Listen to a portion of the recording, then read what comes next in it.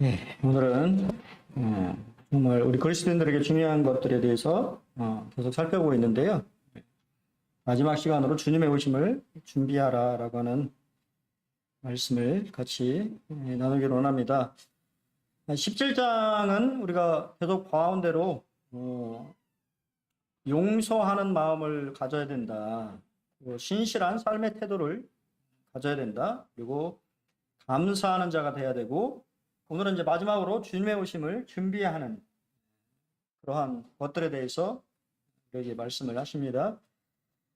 같이 한번 누가복음 17장 20절로 37절까지 교독해서 읽겠습니다.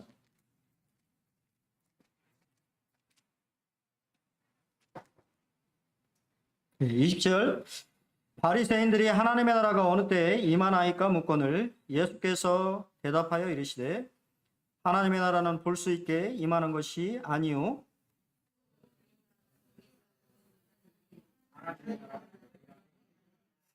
또 제자들에게 이르시되 때가 이르느니 너희가 인자의 날 하루를 보고자 하되 보지 못하리라.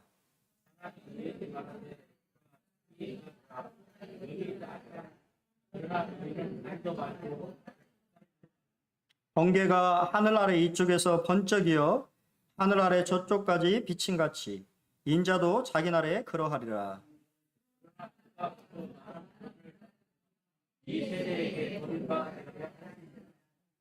노아의 때 된 것 같이 인자의 때에도 그러하리라.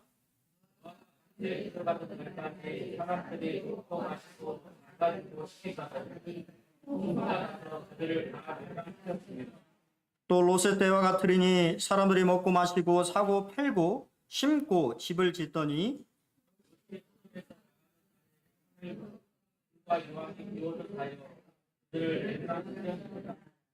인자가 나타나는 날에도 이러하리라.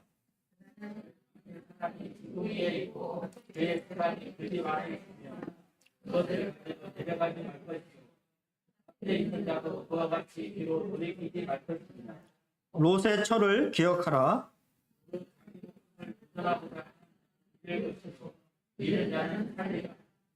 내가 너희에게 이르노니 그 밤에 둘이 한 자리에 누워 있음에 하나는 데려감을 얻고 하나는 버려둠을 당할 것이요.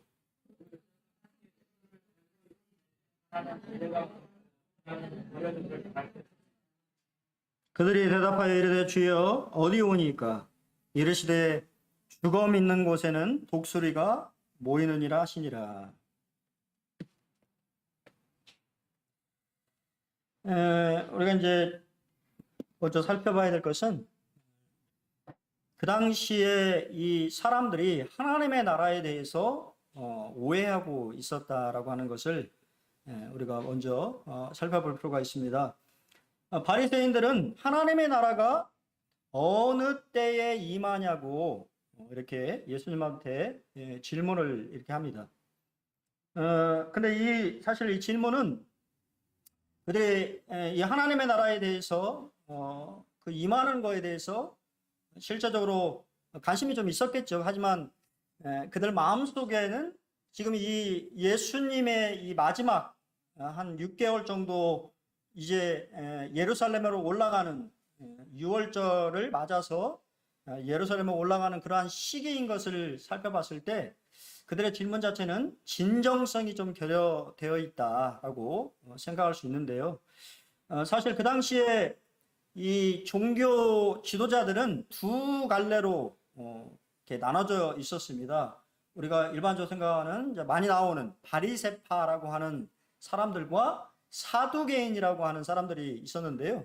이 바리새인과 사두개인의 차이는 이 바리새인은 사후의 삶에 대해서 믿는 사람들이었고 사두개인들은 사후의 삶을 믿지 않고 현실적으로만 이렇게 생활하는 그러한 사람들이었어요. 그래서 이 바리새인들이 질문을 했다라고 하는 것은 그들이 이 죽음 이후의 삶에 대한 관심을 가지고 있었다라고 하는 것을 우리에게 말해주지만 찰스 스윈덜 목사님이 말하는 것처럼 여기서 묻거늘이라고 번역된 동사는 강력하고 긴급하고 끈질기게 물었음을 시사하는 단어형 어형이다.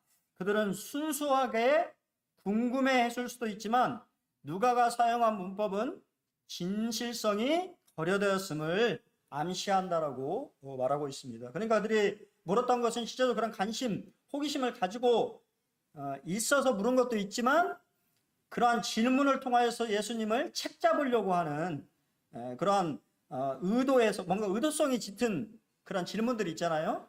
그런 질문이었다라고 하는 것을 우리가 먼저 알 수가 있고요. 또 그 당시에 이 사람들의 생각을 누가복음 19장 11절에서 우리에게 말해주는데 그들이 이 말씀을 듣고 있을 때 비유를 더하여 말씀하시니 이는 자기가 예루살렘에 가까이 오셨고 그들은 하나님의 나라가 당장에 나타날 줄로 생각함이더라라고 말하고 있습니다. 이 종교 지도자뿐만 아니라 그 당시에 이 이스라엘 백성들의 생각들은 뭐냐면 이 하나님의 나라가 이제 곧 이 땅 가운데 가시적으로 우리가 눈에 볼 수 있게 임하겠구나라고 생각했어요.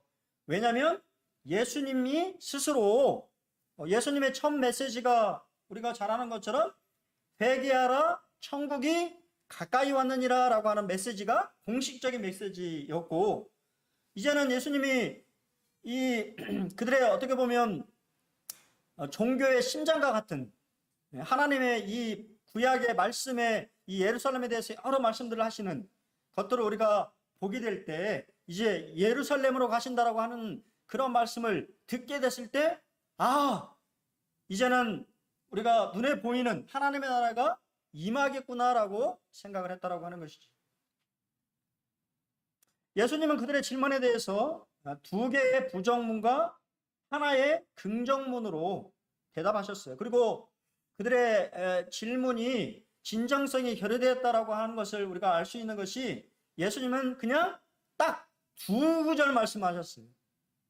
그들이 정말 그것을 알고자 했다고 한다면 예수님을 그 부분에 대해서 아주 자세하게 풀어주거나 설명해 주실 수 있으셨지만 마음을 보시는 예수님은 그들의 질문이 그렇게 진정성 있지 않다라고 하는 것을 아셨기 때문에 딱 강력한 두 구절 말씀만 말씀하셨어요. 첫 번째 부정문은 하나님의 나라는 볼 수 있게 임하는 것이 아니다. 그리고 두 번째 부정문은 또 여기 있다 저기 있다고 못하리니. 그리고 세 번째 긍정문은 하나님의 나라는 너희 안에 있다라고 말씀하셨는데요. 이들은 언제라고 하는 표현을 썼잖아요. 그러니까 언제 임하느냐라고 말씀하셨지만 예수님은 어디에 임하느냐라고 하는 것을 말씀하셨어요. 여러분 어떻게 생각하실지 모르겠습니다만 하나님의 나라라고 하는 개념은 우리가 천국 뭐 이렇게 말씀하시는데요. 우리가 죽으면 가는 물리적인 장소를 의미하고 있지만 사실 이 복음서에서 말씀하신 하나님의 나라라고 하는 것은 하나님의 통치를 말하는 것입니다. 하나님의 통치가 임하는 곳이 하나님의 나라인 것이죠. 첫 번째 부정문은 하나님의 나라는 볼 수 있게 임하는 것이 아니라고 하는 거예요. 유대인들의 하나님의 나라의 인식은 무엇이었냐면 이스라엘의 회복이었습니다. 첫 번째 그들의 이 존경하는 선지자인 모세를 통하여서 그들의 조상들이 애굽에서 유월절날 구원을 받은 것처럼 이제 두 번째 모세인 예수님을 통하여서 이스라엘이 로마의 압제로부터 해방되고 다윗과 솔로몬이 세웠던 영광스러운 이스라엘 나라가 회복되어지는 눈에 보이는 그러한 나라를 그들은 바라보고 있었다고 하는 것입니다. 그래서 예수님은 이렇게 말씀하셨죠. 볼 수 있게 임하는 것이 아니다. 의사가 이 볼 수 있게라고 하는 단어는 의사가 환자가 왔을 때 여러 군데를 그죠? 이 진찰을 하는 것처럼 진찰할 때 사용되는 단어예요. 주의 깊게 무엇인가를 뭐 어디가 아프세요? 우리 병원에 가면 그렇죠? 병원에 가면은 의사 선생님이 하시는 말씀이 어디가 아프셔서 오셨어요? 뭐 어디가 어떠신데요? 뭐 이런 여러 가지 질문, 또 뭐 그냥 질문만 하시는 분도 계시고, 조금 이 괜찮은 의사분들은 이게 또 촉진도 하시고 만져보기도 하시고, 또 청진기를 대셔 이렇게 대서 보시는 분도 계시고, 그런 것처럼 주의 깊게 관찰한다라고 하는 뜻인데요.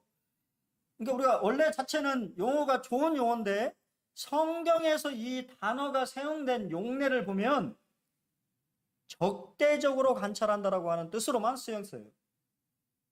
그러니까 좋은 눈으로 바라보는 것이 아니고 뭔가 안 좋은 시각으로 꼬투리를 잡으려고 뭔가 관찰하거나 바라볼 때 사용되는 것입니다. 즉 하나님의 나라는 적대적인 눈으로 바라보면 절대 볼 수 없는 나라라고 하는 거예요. 수많은 사람들이 하나님의 나라를 여러분 어떻습니까? 여러분 하나님 나라를 보고 계신가요? 느끼고 계신가요? 아니면 여전히 여러분도 동일하게 눈에 보이는 그러한 나라를 바라보고 계십니까? 두 번째 부정문은 또 여기 있다, 저기 있다 못한다고 말씀하셨어요. 왜냐하면 하나님의 나라는 경계가 없기 때문이에요. 어디서부터 어디까지, 우리나라는 경계가 있죠? 이 38선으로 시작해가지고 뭐 독도 또 넘어서 그 마라도 넘어 뭐 그 섬까지 우리가 다 우리나라라고 얘기를 하잖아요. 영토의 개념을 가지고 있지만 예수님의 말씀하시는 하나님의 나라는 영토 개념이 없다고 하는 거예요. 지리적이거나 또 일시적인 그러한 나라가 아니라고 하는 거예요. 왜냐하면 지금 말씀하시는 이 예수님의 하나님의 나라는 영적인 나라이기 때문이에요. 영적인 나라를 볼 수 있습니까? 영을 보실 수 있어요? 영을 볼 수 없잖아요. 보고자 하는 사람들에게 예수님은 볼 수 없다라고 말씀하셔서 그 나라가 영적인 나라인 것을 말씀하셨어요. 그러면서 세 번째 긍정문을 말씀하셨습니다. 하나님의 나라는 너희 안에 있느니라. 사실 이 말씀이 상당히 학자들 사이에 논쟁이 많이 되는데요. 너희 안에라고 하는 이 단어가 우리말로 너희 안으로 되어 있습니다만, 이게 이제 헬라어로는 엔토스 휴미온이라고 하는 단어로 사용됐는데 세 가지 뜻으로 다 사용된다고 합니다. 그게 뭐냐면 너희 안에, 그리고 너희 사이에나 속에, 또 너희 가운데라고 하는 말로도 사용될 수 있는 전치사예요. 그래서 그냥 우리는 너희 안에 해서 그냥 우리 속에, 그것도 맞습니다만 이제 우리 한글 성경에는 번역이 안 됐어요.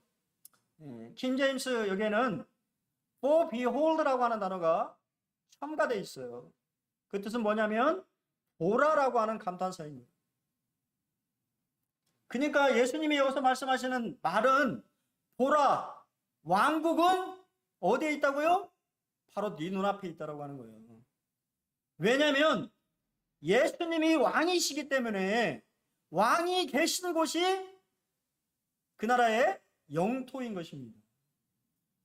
지금 왕이신 예수님이 눈앞에 계셔서 말씀하시는데 하나님의 나라를 보여달라고 하니 참 얼마나 예수님은 속이 터지셨을까라고 하는 생각이 들어집니다.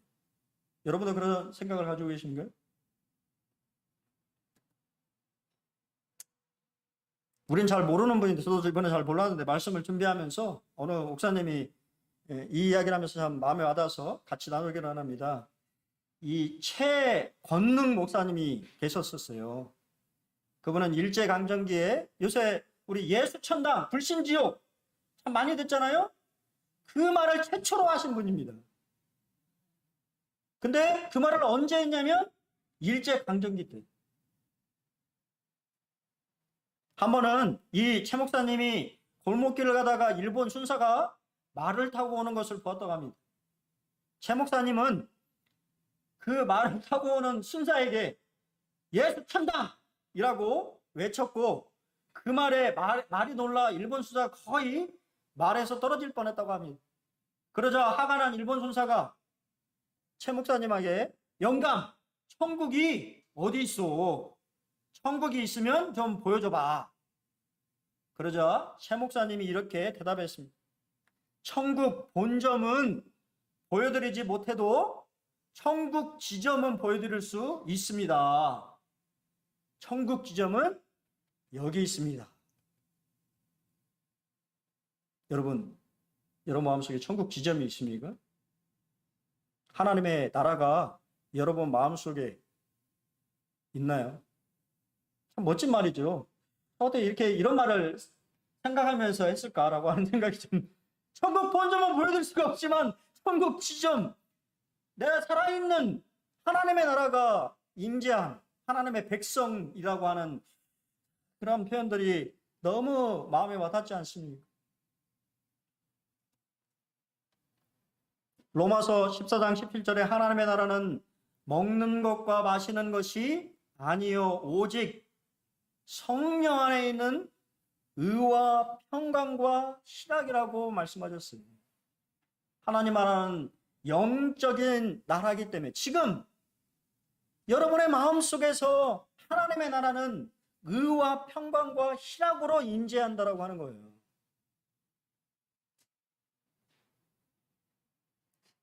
왜 이슬람이 이단이냐면 이슬람은 육적인 생각을 합니다. 먹는 것.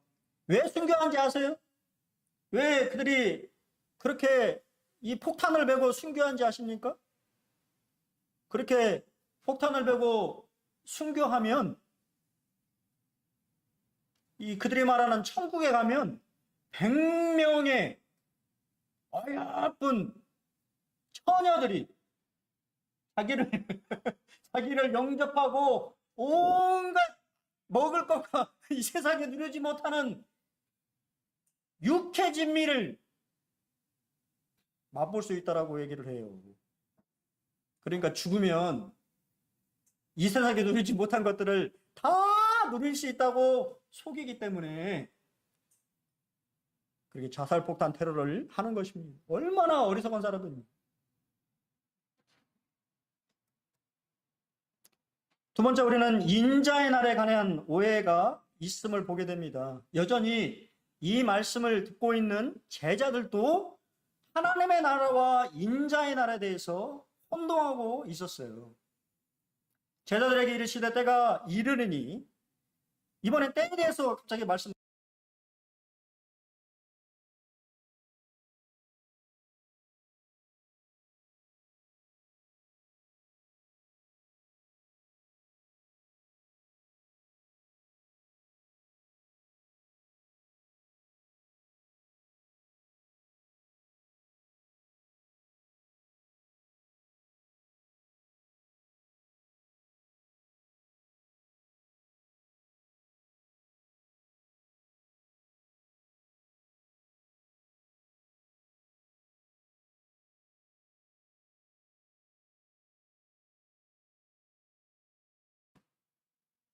우리나라에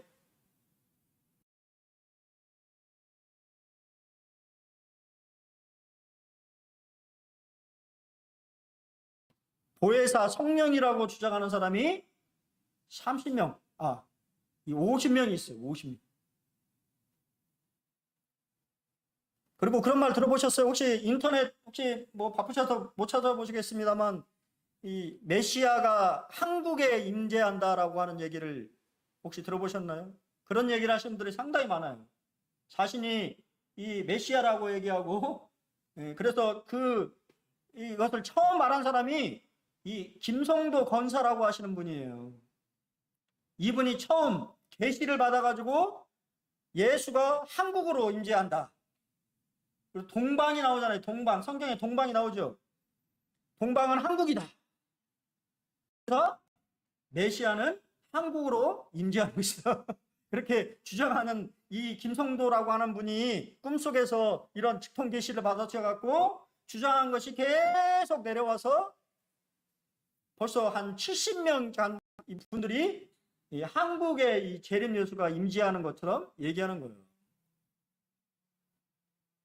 우리 잘 아는 것처럼 문선명 씨와 한학자 씨, 이분들은 자기네들이 참된 부모라고 하죠. 자기네들이 참된 부모예요, 부모.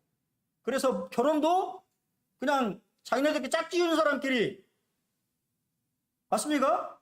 그래, 통일교회 가장 중요한 행식 중에 하나가 합동 결혼식. 얼굴도 안 본, 그냥 부모가 소개해 줬으니까 같이 결혼하고 사는 거예요. 그리고 그 영향을 받으셔서 자기가 또 하나님이라고 주장하신 안상홍 신,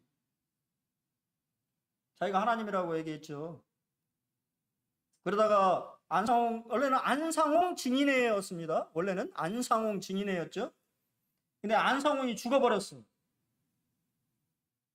하나님에 대해 죽어버리면 되겠습니까? 그러니까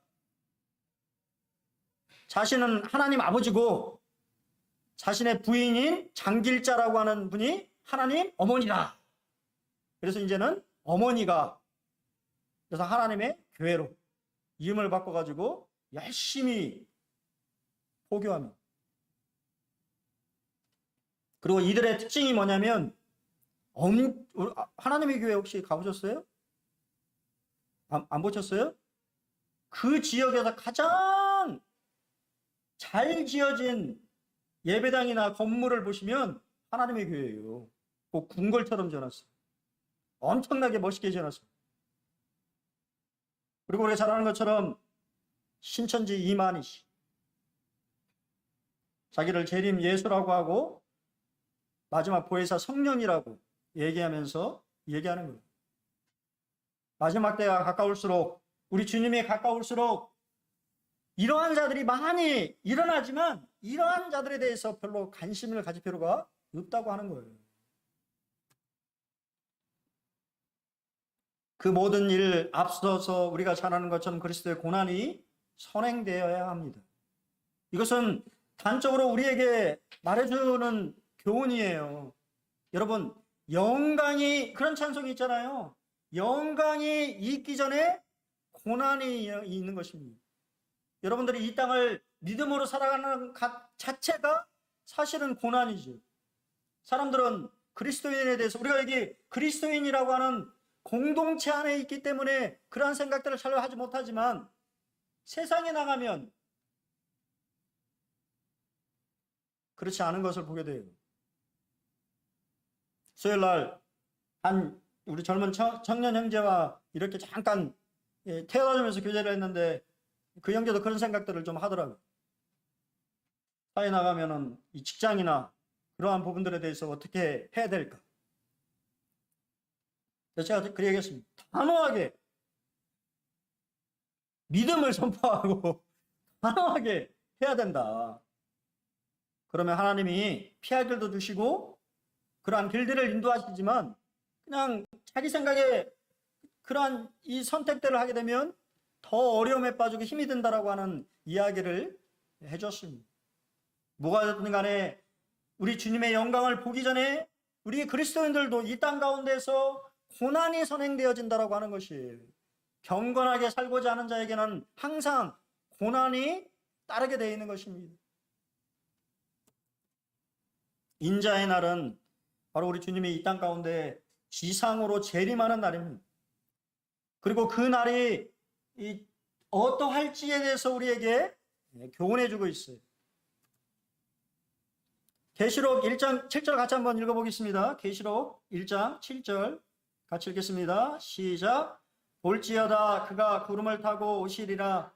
각 사람의 눈이 그를 보겠고 그를 찌른 자들도 볼 것이요 땅에 있는 모든 족속이 그로 말미암아 애곡하리니 그러하리라. 아멘. 우리 주님이 오시는데 뭐가 있다고 그랬어요? 애곡한다고 되어 있습니다. 그날은 애곡하는 날입니다. 왜냐하면 그날은 심판의 날이기 때문에. 믿는 자들에게는 영광의 날이겠지만 믿지 않는 자들에게는 고통의 날이 되는 것입니다. 그래서 그날에는 많은 사람들이 예수님의 오심에 대해서 애곡하고 슬퍼할 것이에요. 그날은 노아의 때 된 것 같이 될 것이라고 말하고 있어요. 노아의 때에 어떠한 일들이 있었는지를 우리가 먼저 살펴봐야 됩니다. 노아의 때는 사람이 인구가 지속적으로 증가했어요. 우리가 옛시대에 비교해 봤을 때 지금 시대에 얼마나 70억이죠. 70억. 우리나라는 인구 이제 감소 시대에 들지만 여전히 아프리카나 그런 지역은 인구가 엄청나게 많이 출생되고 있어요. 또한 그날은 재앙이 세상에 가득할 것입니다. 또한 온 땅이 부패하여 폭력이 난무할 것이에요. 사람들은 하나님의 경고에 대해서 무관심하며 그냥 일상생활에 대해서 영위할 것이에요. 사람들이 먹고 마시고 장가들고 시집에 갈 것입니다. 요새 우리 성도님들은 그에 대해서 어떤지 모르겠습니다만 어제 이렇게 보니까 이 우크라이나 한 지역에 459의 시체가 발굴됐어요. 철수하면서 학살을 해버렸어요. 그것을 은폐하기 위해서 그냥 땅에 대충 묻었어요. 사람이 얼마나 잔인한지, 그게 드러나지 않을 뿐이지 잔인한지 보여주는 것입니다. 그리고 토이탄이라고 하는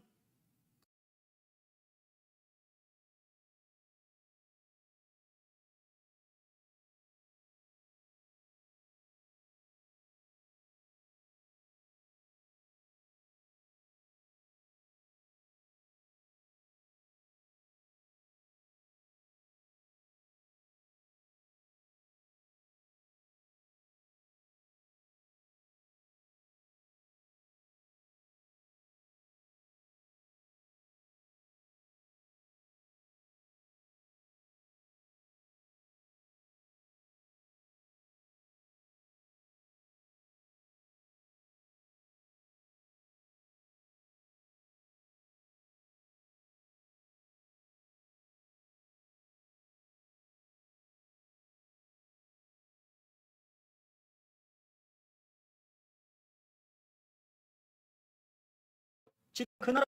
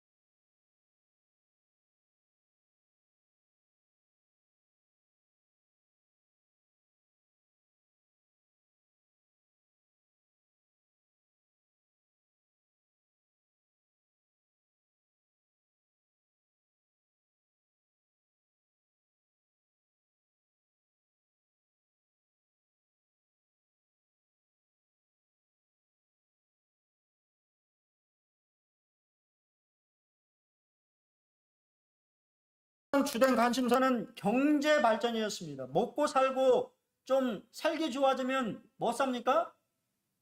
집을 사지.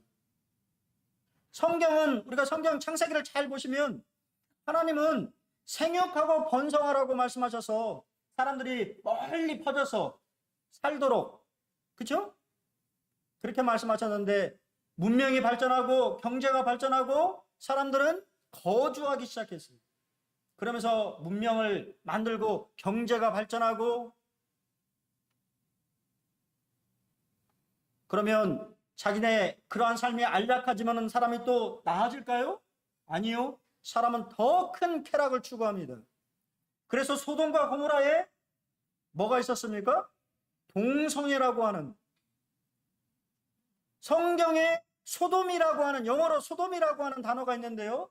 그게 바로 동성애라고 하는 영어 단어예요. 소돔이라고 하는 곳 자체가 동성애라고 하는 단어와 연결되어 있다고 하는 것은 충격적인 겁니다. 사람은 편해지고 먹고 살기가 어느 정도 되면 더 큰 쾌락을 추구하게 되어 있는 거예요. 더 악해지는 것입니다. 경제 발전이 사회에 풍요로움을 주지만 영적인 풍요가 없는 경제 발전은 사람을 더욱 타락하게 만들 뿐입니다. 좀 죄송한 말씀이지만 그 대표적인 나라가 일본이잖아요. 일본은 하나님을 많이 믿는 사람이 많이 없잖아요.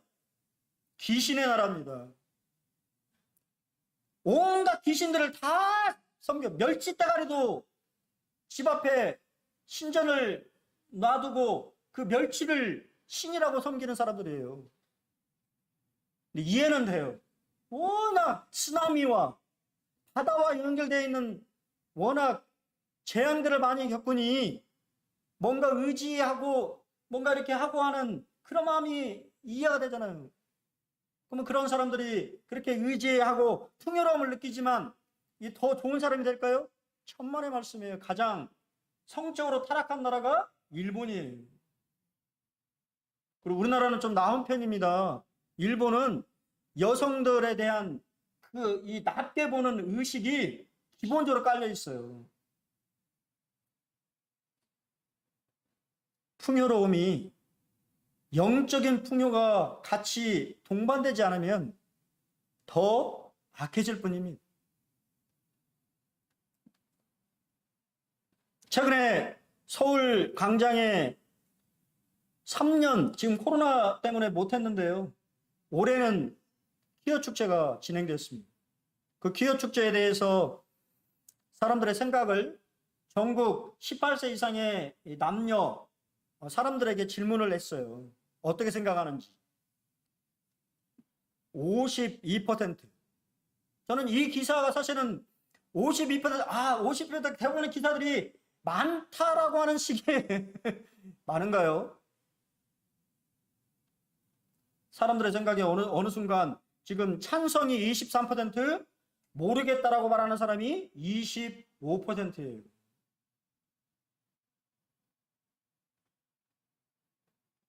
최근에 저도 좀 그거를 드라마를 봤는데요. 우영우라고 하는 자폐 변호사에 관련된, 혹시 보셨는지 모르겠습니다만 그 프로그램에도 이 성소수자 문제를 살짝 집어넣더라고요. 좀 보기 불편했습니다. 이게 은연중에 그렇게 집어넣는 거예요. 사람들이 은연중에 이 동성애에 대한 부분들을 용납하게 되고 별 문제가 되지 않는 일처럼 생각하게 되고 무감각하게 되는 것입니다. 갈수록 아마 이 숫자는 줄어들 거예요. 성경은 롯의 기억하라고 우리에게 경고하십니다. 세 사람을 말씀해요. 지붕 위에 있는 사람, 밭에 있는 사람, 그 다음에 롯의 처. 이 세 사람을 왜 얘기했을까요? 그들은 다 미련이 있었어요. 심판이 임하고 있는데 여전히 그들의 마음속에 세상에 미련을 가지고 있었습니다. 자기 소유에 대한 미련. 저는 이번에 포항 사건을 보면서 그분들이 죽을지도 모른다라고 하는 생각을 가졌으면 자동차를 끄집어내려고 내려갔을까라고 하는 생각을 해보게 돼요. 그랬을까요? 자신이 죽을지도 모른다고 생각하면 그 자동차 꺼내려고 내려갈 사람이 어디 있겠습니까? 그 꺼낼 수 있다라고 생각하니까 다 내려갔진 거 아닙니까? 하지만 꺼내지도 못하고 물에 수장돼서 죽어버린 사람들이 우리를 바라보면서 참 너무 안타깝잖아요. 그 아들 또 얼마나 안타깝습니다. 엄마는 구하고 아들은 죽어버린.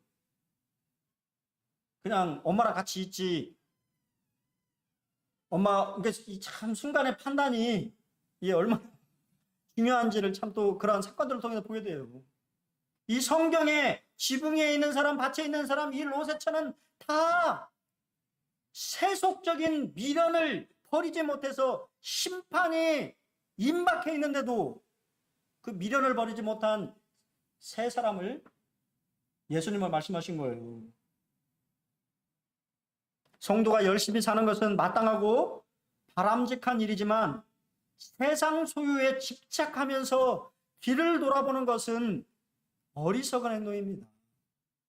여러분, 우리 주님이 더디 오시면 우리가 주님이 나를 부르실 거 아니에요? 그때 뭐 하나 가져갈 수 있습니까? 하나도 못 가져가잖아요. 수위에는 주머니가 없지 않습니까? 그렇죠?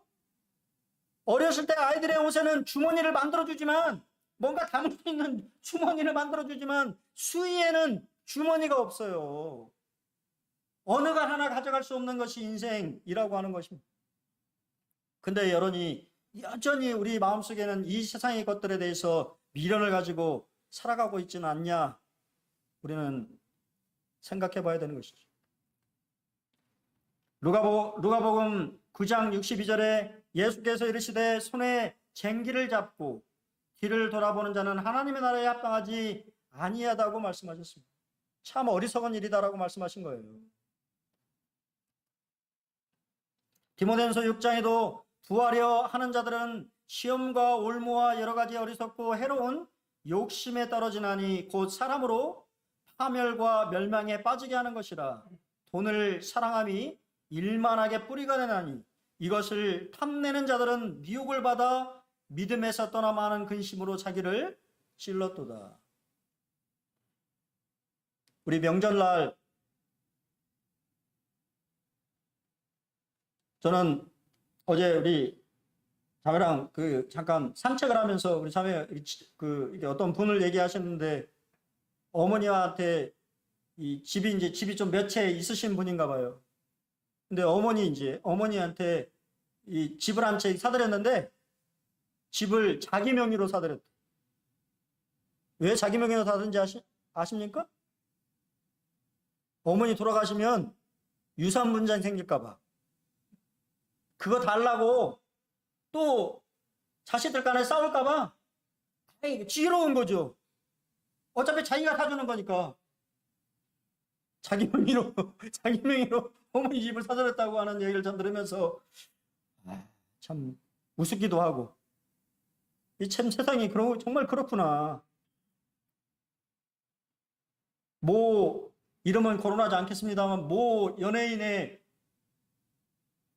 형이 동생의 돈을 그냥 다 갈취해가지고 횡령해가지고 그게 110억이 넘는다고 하는, 그래갖고 형 동생 사이에 소송이 벌어지고 다 돈 때문에 그런 거잖아요. 돈이 없으면 그런 일이 없었을 텐데 돈이 있기니까 사람의 이 악한 심령들이 자극이 되고 본성이 나오는 것이죠. 신앙의 역설이 여기에 있습니다. 우리가 패러독스라고 하는 단어인데요. 역설은 모순을 일으키지만 그 속에 중요한 진리를 함축하고 있다고 하는 뜻이에요. 참 이상한 말이죠.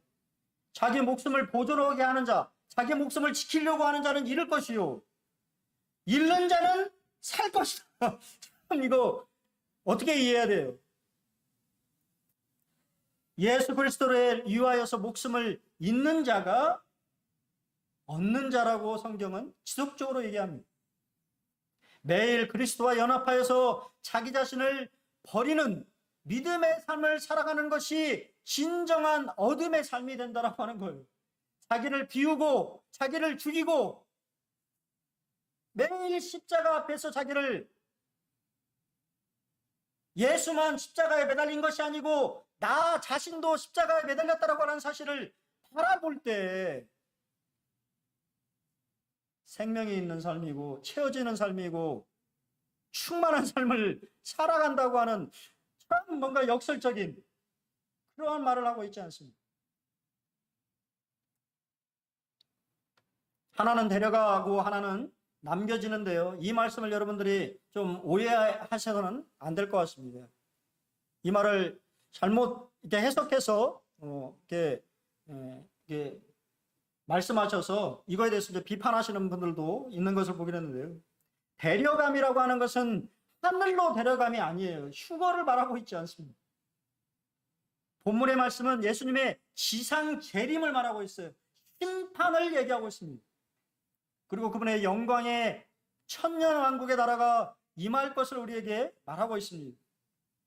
데려간다라고 하는 것은 심판 안으로 데려간다라고 하는 말이고, 이 한국어 번역을 좀 잘못했어요.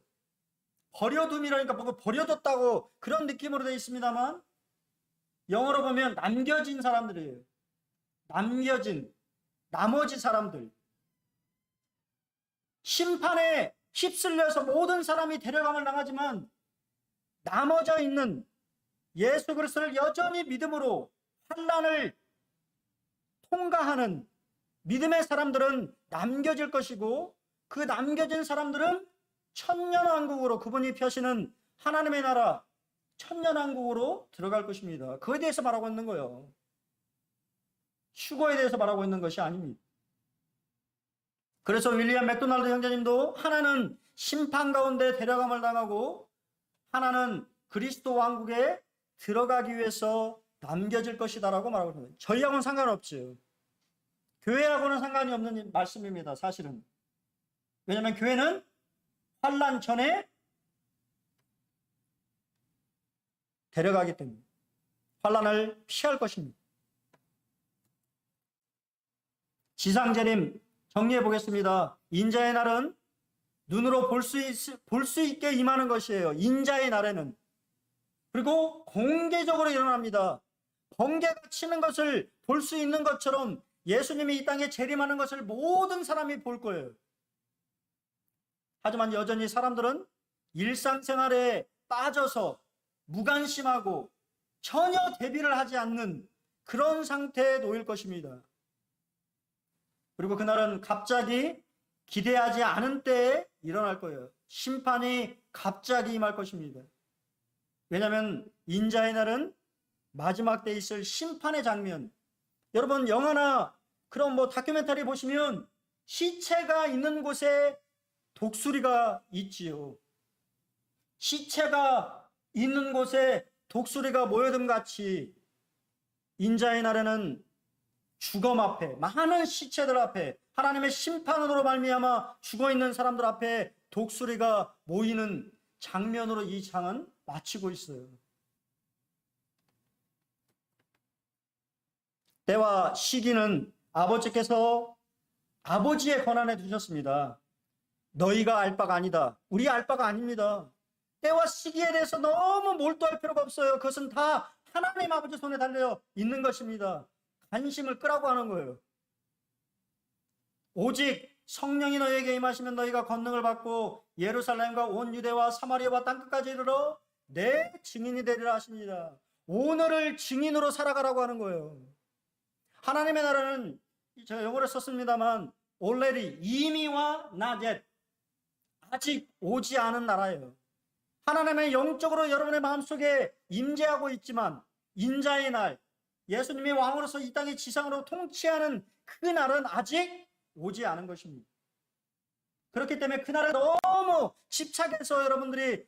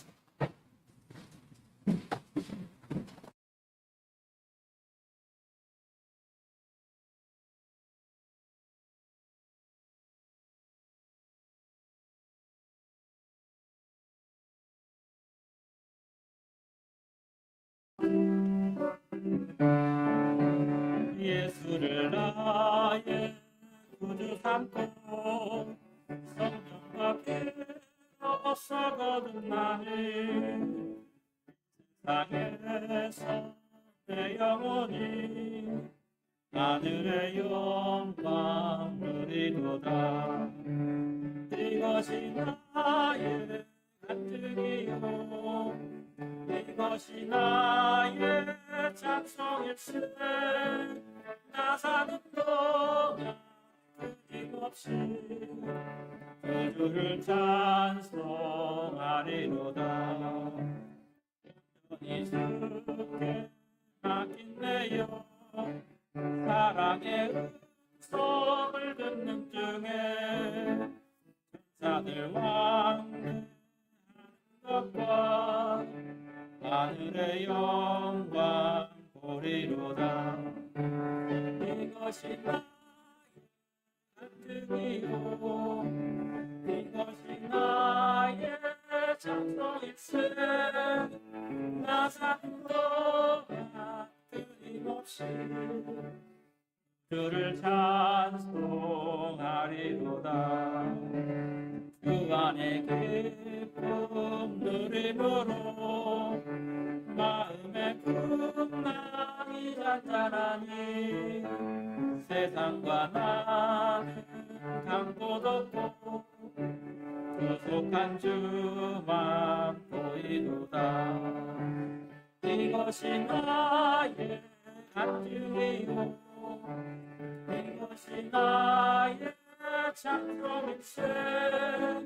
나 사는 동안 끊임없이 주를 찬송하리로다.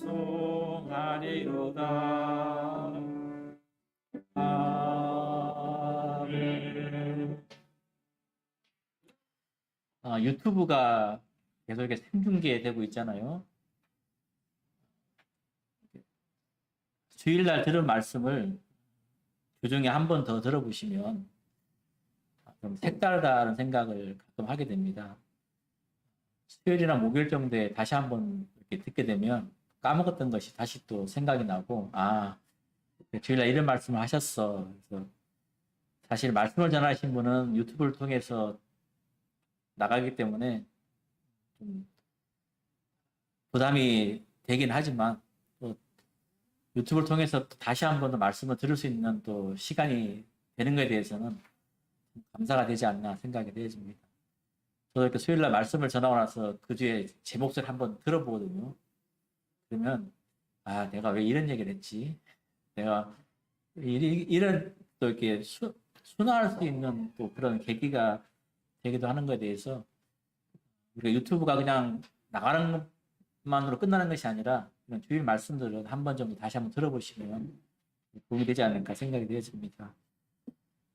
아무쪼 일주일 동안 또 생활하시는데 하나님의 기쁨과 오늘 들었던 말씀들 다시 한번 기억하시면서 예수님에 대한 여러 부분들을 생각하면 좋겠습니다. 기도드리시고 마치겠습니다. 은혜로우신 아버지 하나님, 우리의 눈을 참 밝히 볼 수 있도록 하나님께서 도와주셨기를 간절히 원합니다. 오직 성령 안에서 의와 평강과 희락을 우리가 경험하며 이러한 부분들을 행복 가운데 느낄 수 있도록 도와주시고, 노아의 때와 참 롯의 때를 참 기억하고 참 그때의 상황들을 우리가 돌아보면 우리가 어떻게 살아야 될지를 다시 한번 보게 됩니다. 또한 롯의 처해 그런 모습을 또 바라보면서 우리가 하나님을 향해서 올바른 표대를 가지고 생활할 수 있도록 지금 도와주시고, 성도가 열심히 사는 것은 참 마땅하지만 우리가 이 세상에 미련을 두는 것이 아니고 오로지 하나님의 영광을 위해 살 수 있는 그런 우리의 성도의 마음 자세들을 아버지는 붙들어 주셨기를 간절히 원하게 되옵나이다. 이 세상에 참 미련한 것들을 참 버려두고 우리의 참 영원한 소망인 우리 주님의 나라에 대한 소망을 늘 마음에 참 가지며 하루하루 생활할 때마다 하나님의 아름다운 간증을 많은 자들에게 전하며 하나님의 참 복음을 증인으로 하는 이런 부분들을 더 담대히 할 수 있도록 도와주셨기를 간절히 원하게 되옵나이다. 오늘 들은 말씀들을 다시 한번 기억하며 이 말씀들을 또 유튜브를 통해서도 다시 한번 더 들음으로써 다시 한번 우리들의 마음을 가다듬을 수 있는 또 마음을 다질 수 있는 또 계기가 될 수 있도록 아버지랑 도와주셨기를 간절히 원하게 되옵나이다. 이 한 주간도 좀 붙들어 주시고 사랑하는 주의 자녀들의 어디에 있든지 간에 하나님께서 붙들어 주시고 도와주시며 늘 함께 하시기를 간절히 원하올 때 우리를 사랑하시는 예수님의 이름으로 감사의 기도를 드립니다. 아멘. 감사합니다.